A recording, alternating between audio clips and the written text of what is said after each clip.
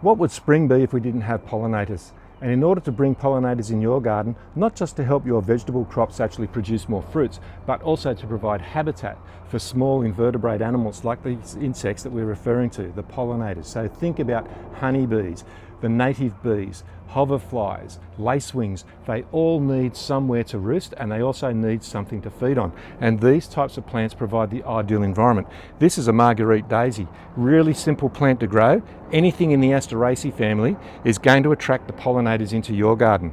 This particular plant only grows to about 1 metre tall, so it's an ideal plant to establish very early in your gardening journey.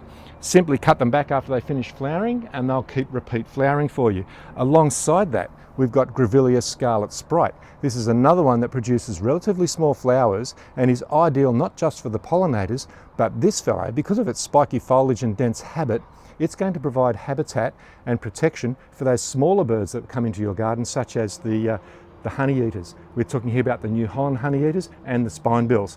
And below that, as ground cover, we've got this gorgeous little Brachyscome, which is also in the Asteraceae family. So again, those lovely little mauve or lilac type flowers are going to be really good for pollen and also for producing nectar for those smaller insects such as our native bees. Another one alongside us here is this guy. It's a little bit of an environmental weed in some areas. It does require some management.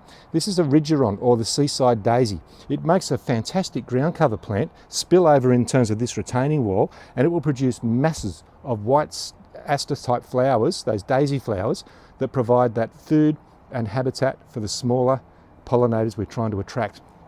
Another good one for the native bees is this particular plant, the Dianella.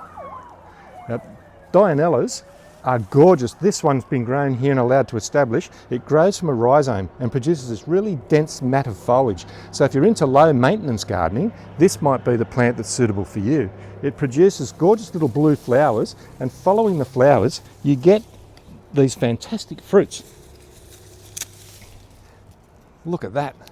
Stunning little blue fruits. Now, some of the Dianellas have edible fruits, but these are really good for attracting birds as well. So when you're thinking about bringing birds into the garden, it's not just about the nectar feeders. You've got to think about the seed eaters as well. So this plant works ideal for attracting seed eaters, as does the Banksia that's above me. If we're looking at other pollinating plants, anything that has relatively small flowers is ideal. And we've got another example.